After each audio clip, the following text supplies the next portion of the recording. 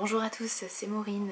Le dernier update lecture remonte à quasiment un mois puisque je l'avais tourné en vacances à la campagne un petit peu avant Noël ou le jour de Noël, je ne sais plus. Il était donc grand temps que je vous parle de mes lectures plus ou moins en détail. La dernière fois, je vous laissais avec L'origine des victoires de Hugo Bellagamba aux éditions Actu SF, collection Helios. Je l'avais quasiment terminé et je vous en avais parlé très longuement, donc je vous invite à aller voir la dernière vidéo update lecture pour en savoir plus sur mon avis. Pour avancer un petit peu dans mon challenge Cold Winter, j'ai lu Dragon de glace de George Martin aux éditions Flammarion et c'est illustré par Louise Royot puisque c'est un conte illustré. Le livre possède une jaquette qui est magnifique. C'est un livre relié, donc en dur. La jaquette se présente ainsi et j'en profite juste pour vous montrer l'intérieur. Il s'agit d'un conte assez court qui fait une centaine de pages. Je trouve personnellement qu'il s'adresse plutôt aux enfants, même si les adultes peuvent tout à fait apprécier ce conte. Ça a été mon cas, j'ai beaucoup aimé. Mais le fait que l'héroïne soit une petite fille qui s'appelle Adara, que l'on suit de sa naissance à sa 10e année, et les thèmes qui sont abordés, la quête d'identité, le passage à la préadolescence, pour moi, c'est vraiment un conte destiné aux enfants. On retrouve avec plaisir l'utilisation des temps du passé, donc le passé simple, l'imparfait, ce qui accentue le côté conte de fées que j'ai beaucoup aimé. Ça fait vraiment plaisir de retrouver des textes qui sont bien écrits, qui sont écrits au passé, avec un vocabulaire plus ou moins riche, ça fait vraiment plaisir. Et je ne trouve pas que ce soit trop compliqué pour les enfants. Au contraire, même s'ils ne comprennent pas tous les mots, ils entendent des jolies phrases, ils entendent le passé simple et c'est important pour leur développement. Donc n'ayez pas peur de ça pour les enfants. Ça permet de développer l'imaginaire de l'enfant, de lui donner des repères dans le temps, dans l'espace. Et en plus, ce qui ravira petits et grands, ce sont les illustrations signées Louis Royot. Alors c'est un illustrateur que je n'apprécie pas plus que ça habituellement. Même si je reconnais son talent, c'est pas vraiment un style qui me plaît plus que ça. Mais là, ça se marie vraiment très bien avec le conte. On reste dans une bichromie bleu-blanc, style gravure, et ça fonctionne très bien. Et c'est vraiment très beau à regarder. Je n'ai encore jamais lu Le Trône de Fer, donc de George Martin. Ça ne m'a pas empêché d'apprécier ce livre, au contraire, je l'ai découvert sans attente particulière, juste avec curiosité. Je pense que c'est un conte qui peut à la fois plaire aux très grandes fans du Trône de Fer, de George Martin en général, mais également à ceux qui sont complètement novices comme moi. Vous apprécierez le style de l'auteur, son imaginaire et la poésie qui se dégage de tout ça. Après ce petit conte, j'ai lu Les Assassins de R.J. Ellory aux éditions Sonatine. Je ne vous en parle pas dans cette vidéo puisque je l'ai fait très longuement dans une petite vidéo dans laquelle je ne parle que de ce livre-là. Je vous mets le lien en description. C'est un thriller qui m'a beaucoup plu, que j'ai dévoré en 3 jours alors qu'il fait quasiment 600 pages et je vous invite à aller voir ma vidéo et la chronique que j'ai faite à ce sujet. On repart du côté des contes puisqu'ensuite j'ai lu Belle de Robin McKinley aux éditions Pocket. Comme vous vous en doutez, il s'agit d'une réécriture de La Belle et la Bête. La Belle et la Bête, c'est un conte qui a connu beaucoup d'adaptations, de réécritures, de modernisation. Les textes d'origine datent du XVIIIe siècle et on les doit à Madame de Villeneuve et à Madame le Prince de Beaumont. Ce sont des contes purs et durs, vraiment ancrés dans la tradition, mais je pense que la plupart des gens connaissent plutôt l'adaptation qui a été faite par les studios Walt Disney, ou peut-être le film de Cocteau en noir et blanc, je ne sais pas du tout de quand date ce film. Et plus récemment, vous avez la version avec Vincent Cassel et Léa Seydoux qui date d'il y a 1 ou 2 ans. Voilà, donc La Belle et la Bête, c'est vraiment un conte qui fait partie de notre imaginaire collectif, qui a été repris, réécrit, remodelé. Et là, c'est la version de Robin McKinley. Alors la traduction française est sortie il y a quelques années, mais il n'y a pas très longtemps. Il faut savoir que le texte d'origine en VO date des années 70. Je crois que c'est 73 ou 78, je ne sais plus. Bref, c'est une réécriture qui date un petit peu. Globalement, elle m'a plu. J'ai passé un très bon moment. C'est un roman qui est court, qui fait 250 pages. C'est un page turner. Mais malgré ce bon moment, ce bon divertissement, finalement, je me rends compte que cette version n'apporte pas grand chose au conte d'origine, n'a pas grand chose d'original, puisqu'après quelques semaines, j'ai en fait eu du mal à retrouver quels étaient les éléments qui appartenaient à cette version. En fait, toutes les versions que j'ai pu lire et voir se mélangent un petit peu, et je ne sais plus d'où vient tel ou tel élément. Donc ça prouve bien que cette version de Robin McKinley n'a rien eu de marquant, de vraiment exceptionnel qui m'aurait marqué justement. L'auteur marie assez bien le côté historique au merveilleux. On a une assez longue première partie qui met en place le contexte un petit peu historique. On passe énormément de temps auprès de Belle et de son entourage, donc de son père et de ses 2 sœurs aînées. On découvre la ruine de la famille. Toute la famille, tous les membres de la famille doivent partir à la campagne et une nouvelle vie commence pour eux. Contrairement à ses sœurs, Belle ne s'intéresse pas vraiment au bal et aux sorties, elle c'est plutôt la lecture et l'équitation. Donc elle ne va pas vraiment peiner à se faire à sa nouvelle vie à la campagne. Et l'élément déclencheur, vous le savez si vous connaissez le conte d'origine, c'est le fait que le père part en ville. Belle aimerait de son côté des graines pour planter des rosiers. Son père n'en trouve pas en ville. Sur le chemin du retour, alors qu'il s'est perdu en pleine forêt et qu'il arrive sur un domaine majestueux avec un énorme château dans lequel il est très bien accueilli. Les domestiques sont invisibles, mais on lui sert un repas somptueux. Il dort dans un lit magnifique. Et en repartant, il tombe sur une roseraie, un jardin de roses, et là, il coupe une des plus belles roses dans l'idée de la ramener à Belle. C'est là qu'intervient la bête, qui est très en colère, et vous le savez certainement, pour racheter cette faute, Belle va se livrer prisonnière, va accepter de perdre sa liberté et se rendre dans le château de la bête. C'est quand même assez tardivement que la rencontre entre la Belle et la bête se fait. J'ai surtout aimé l'évolution de la relation entre la Belle et la bête, je trouve que c'est plutôt bien mené. Ce que je reproche généralement dans la plupart des versions du conte, c'est que l'amour de Belle pour son geôlier arrive un petit peu de nulle part. En tout cas, c'est tellement précipité dans la plupart des versions que je n'y crois pas.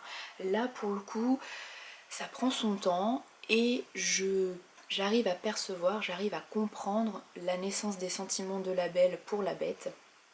Et j'ai trouvé ça plutôt sympa. Belle, c'est l'héroïne, c'est elle qui nous raconte son histoire, j'ai aimé la suivre. En revanche, je trouve que la bête reste un petit peu en retrait, je l'aurais aimé peut-être un peu plus charismatique. Alors je suis assez mitigée sur ce personnage parce que en même temps je la trouve trop en retrait, trop peut-être mélancolique, mais ce côté un petit peu fragile a aussi quelque chose d'assez attachant, d'assez émouvant. Mais quand même, j'aurais aimé un peu plus de peps, un peu plus de charisme pour cette bête. En bref, une lecture très sympathique sur le moment, mais qui ne révolutionne pas le conte de fées et qu'on oublie finalement assez vite. Encore une fois, pour avancer dans mon challenge Cold Winter, j'ai choisi un livre en rapport avec l'hiver et j'ai lu le 2e tome des Outrepasseurs qui s'appelle La Reine des Neiges, toujours de Cindy Van Wilder et toujours aux éditions Gulfstream. Souvenez-vous, le 1er tome m'avait beaucoup plu. Ça a d'ailleurs été une des 10 lectures les plus marquantes de mon année 2015. Je vous invite à aller voir ma vidéo qui présente les 10 romans qui m'ont le plus marqué en 2015. J'avais très hâte de découvrir la suite, je ne savais pas du tout quel chemin allait emprunter Cindy Van Wilder et encore une fois elle a su me surprendre. C'est une nouvelle fois une très belle lecture qui change beaucoup du 1er tome à mon sens. Alors attention, je vais peut-être vous spoiler un petit peu sur le 1er tome, je suis obligée évidemment, sinon je ne peux rien vous dire.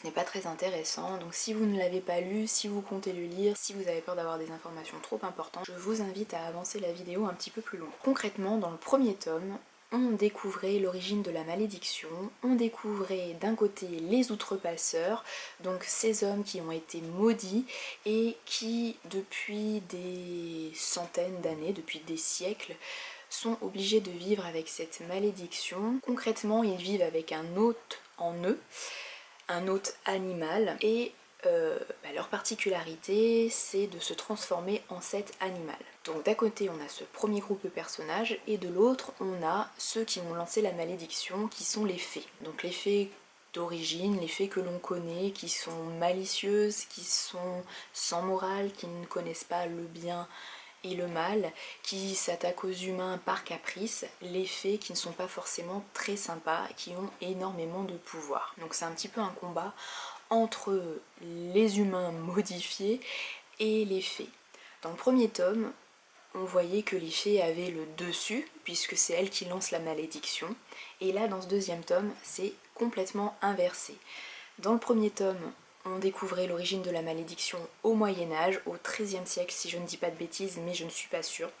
Là, on suit l'intrigue totalement dans notre monde contemporain, donc au XXIe siècle. Et c'est inversé. Autant les fées avaient le pouvoir au Moyen-Âge, autant dans notre monde moderne, elles sont complètement en état d'esclavage, de soumission. Les outrepasseurs, on le découvre au fil des pages, ont créé une société bien rodée où il est question de capital, d'argent. Elles exploitent le pouvoir des fées qu'elles revendent à des entreprises pour se faire du fric. Et j'ai vraiment beaucoup aimé le retournement complet de situation. Autant dans le premier tome, on pouvait grossièrement dire que les outrepasseurs c'était les gentils qui s'étaient fait avoir par les fées qui étaient méchantes, autant là, c'est le contraire. Les outrepasseurs profitent de la situation, ce sont des humains qui exploitent les fées, qui sont devenus des esclaves, et on commence à avoir pitié des fées. Voilà pour le contexte. Souvenez-vous, dans le premier tome, on suivait Peter, qui est l'héritier de la maison du renard, donc son hôte à lui c'est un renard, un goupil. Là, dans le deuxième tome, on va à nouveau suivre Peter, qui se rebelle complètement. C'est le seul héritier des outrepasseurs qui est conscient vraiment de la cruauté de ses parents, de sa famille, de la secte des outrepasseurs, on peut dire ça comme ça. Et donc il va se rebeller. Et son idée principale, c'est de retrouver la personne qui a lancé la malédiction à la base, c'est-à-dire le chasseur, pour que cette fée ancestrale supprime la malédiction, pour qu'il puisse à nouveau redevenir un adolescent normal, pour que les fées soient libres. Peter ne supporte pas cette situation et il veut changer les choses. Petit aparté, les enfants des voisins sont sur le palier, jouent à la balle, tapent dans la porte, donc vous allez entendre du bruit, ça me déconcentre, j'espère que je ne serai pas trop brouillonne dans mes propos futurs. Comme je vous le disais, j'ai vraiment beaucoup aimé le chemin emprunté par ce deuxième tome, cette intrigue plus contemporaine, plus proche de nous, qui met en avant de nouveaux éléments. Encore une fois, j'ai beaucoup aimé la plume de Cindy Van Wilder et les références qu'elle apporte, des références qui appartiennent à notre imaginaire collectif, les contes de fées avec la Reine des Neiges, par exemple, et c'est ce personnage qui donne son nom à ce tome. Et j'ai aussi beaucoup aimé Peter, le héros, sa prise de position, ce côté rebelle, réfléchi. Je trouve que c'est un héros fort qui ne cherche pas la facilité mais qui au contraire était pris de justice. C'est vraiment un héros adolescent que j'ai apprécié suivre. J'ai ensuite lu Sortilège interdit de Alice Adeno Meyer aux éditions du Lamentin. Le diptyque de l'auteur, également publié aux éditions du Lamentin, diptyque qui s'appelle Nalki, avait été une excellente découverte en 2014. D'ailleurs, j'avais mis les 2 tomes dans les plus belles découvertes de romans de l'année 2014, surtout le premier tome qui avait vraiment été un énorme coup de cœur. J'ai retrouvé ici avec plaisir la plume et l'imaginaire de Alice Adeno Meyer, qui accorde une énorme importance à la musique. On le sentait déjà dans Nalki. Et là c'est encore plus présent à mon avis. L'auteure est musicienne de profession, donc elle sait de quoi elle parle et ça se ressent. Là il va être question de magie autour de la musique. Je suis vraiment désolée pour le bruit, c'est insupportable. Bref, les joies de la vie en communauté dans un immeuble de 11 étages à Lyon. Vivement que je me barre à la campagne. Je pense que vous sentez la dépression dans mon regard et dans la voix.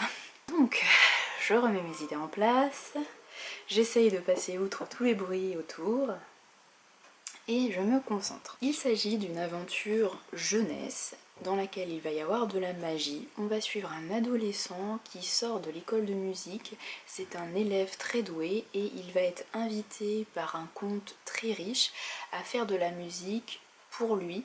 Et là, il va se rendre compte avec effroi que le comte avait surtout besoin d'un musicomage. Alors un musicomage, c'est quoi? C'est un musicien qui est capable de faire de la magie grâce à son instrument ou grâce à sa voix. Pour cela, il y a des règles très strictes. Il faut créer une partition au nom de la personne que l'on veut toucher avec le sort. Ce n'est pas évident, ce n'est pas donné à tout le monde, mais Yodim, lui, est très doué dans le domaine. Donc le comte profite de ce talent et de la jeunesse de Yodim pour lui demander de lancer des sorts sur certaines personnes, surtout sur un ennemi du comte. Donc Yodim est confronté à un choix. Il sait que c'est mal de faire de la magie sur les personnes non consentantes, mais en même temps, il sait que s'il ne le fait pas, il va avoir des ennuis. Et en même temps, comme c'est un adolescent, il a aussi envie de tester ses limites, de tester son talent. Le pauvre Yodim va se retrouver embarqué dans des aventures auprès de personnes pas très recommandables. Encore une fois, j'ai trouvé que Alice Adenaumeyer avait une plume très agréable, à la fois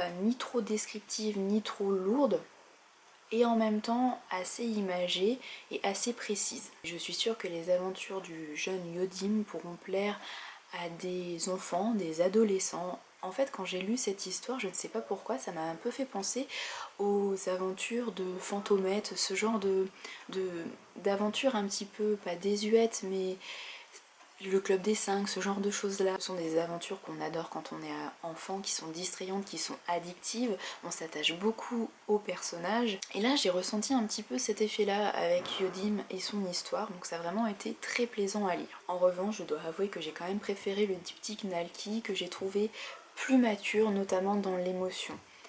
À mon sens, les thèmes abordés dans Nalki sont plus graves, et donc sont plus matures, sont peut-être plus adultes. Là, on reste sur une aventure un peu bon enfant, elle aussi distrayante, divertissante. Alors certes, il y a des passages qui sont un petit peu durs, un petit peu sombres.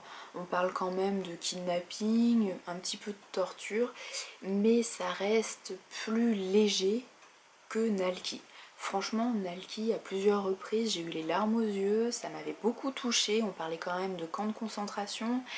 Là, même s'il y a des passages qui sont graves, on sait de toute façon que ça va bien se terminer et on garde le sourire assez régulièrement. Je vous invite donc à découvrir les écrits de Alice Adenaumeyer et les livres publiés par les éditions du Lamentin qui sont de qualité et qui valent le coup. Je vous montre juste très rapidement le livre que je suis en train de lire, je ne vous en parle pas, c'est juste pour vous donner un aperçu de ce que vous verrez dans la prochaine vidéo Update Lecture. Donc je suis en train de lire Technophérie de Sarah Dock aux éditions des Moutons électriques et je le lis en lecture commune avec Caroline du blog et de la chaîne Carolivre. Voilà, donc si ce titre vous intrigue, vous en saurez plus dans ma prochaine vidéo, je vous en parlerai à ce moment-là. Je m'arrête là pour cette fois, je me rends compte qu'en quasiment un mois, je n'ai pas tant lu que ça finalement, je ne sais pas où passe le temps, a priori pas dans les lectures, c'est sûr. J'espère avoir l'occasion de lire davantage en 2016, en tout cas je ne me force pas, je me fais plaisir et j'essaye quand même de trouver quelques plages de lecture au lieu de traîner sur Facebook ou sur des jeux vidéo. Je vous souhaite de très très belles lectures, je vous dis à très bientôt pour une nouvelle vidéo, il m'en reste encore une ou deux à faire en janvier, j'ai l'impression que ça n'arrête pas, en tout cas si vous avez des idées, des suggestions pour de futures vidéos, n'hésitez pas à m'en parler, ça me ferait plaisir. J'aimerais bien diversifier encore davantage la chaîne, mais je n'ai pas d'idée très originale à vous proposer. Donc si vous en avez, n'hésitez pas à m'en parler. Très très belle lecture et à très bientôt. Salut et merci.